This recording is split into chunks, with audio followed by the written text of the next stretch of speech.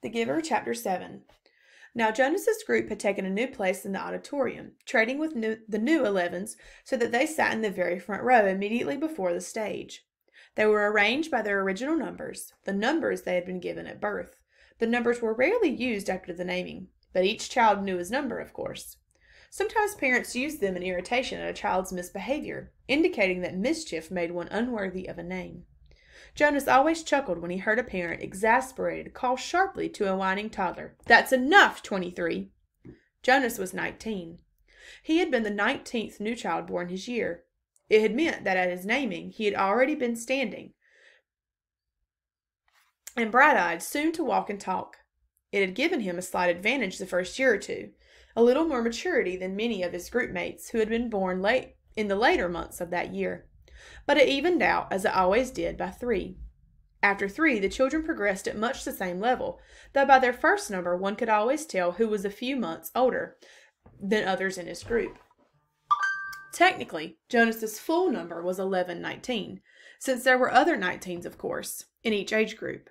And today, now that the new 11s had been advanced this morning, there were 2 1119s. At the midday break, he had exchanged smiles with the new one, a shy female named Harriet.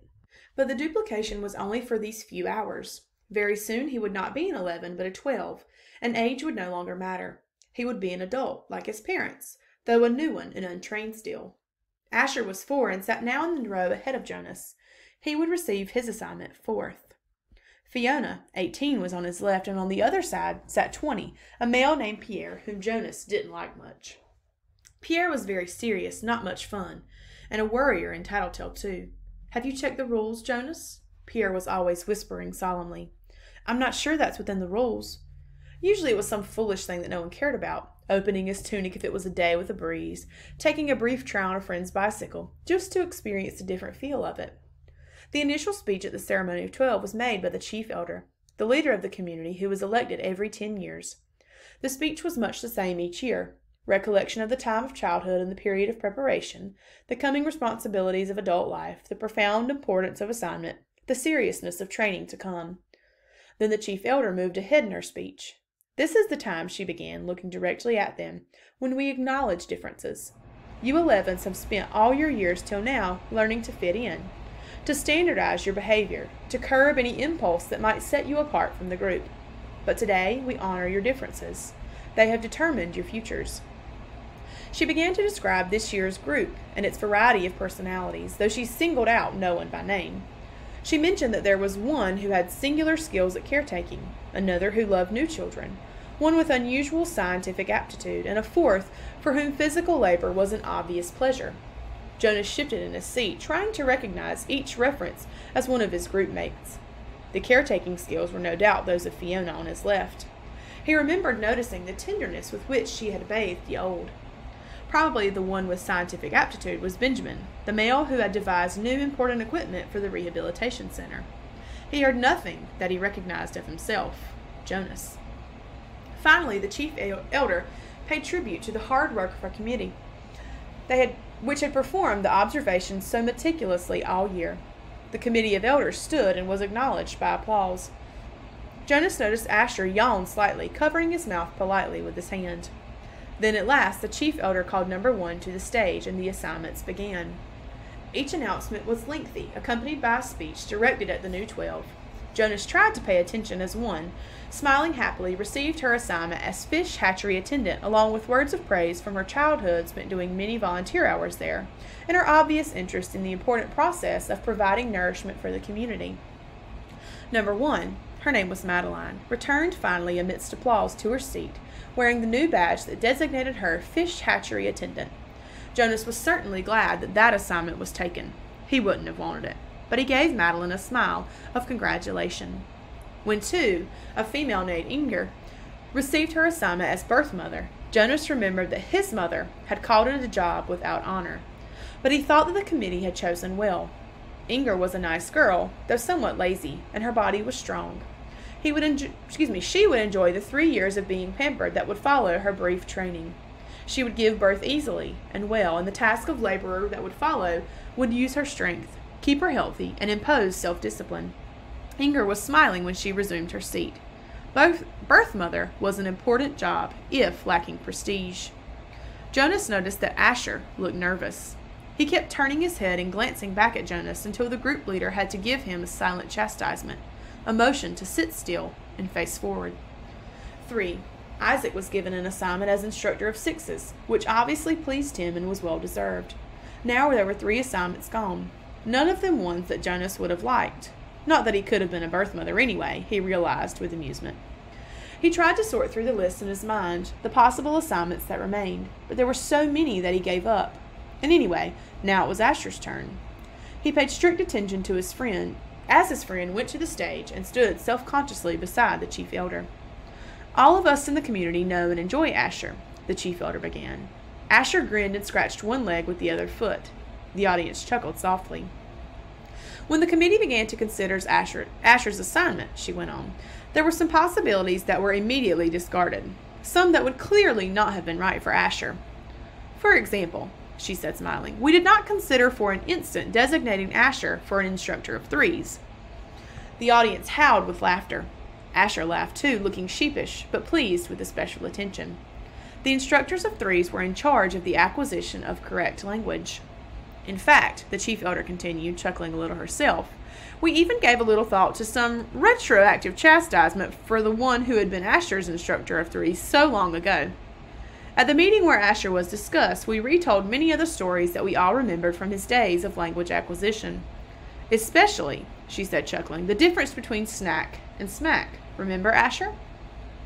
Asher nodded ruefully and the audience laughed aloud. Jonas did too. He remembered, though he had only been a 3 at the time himself.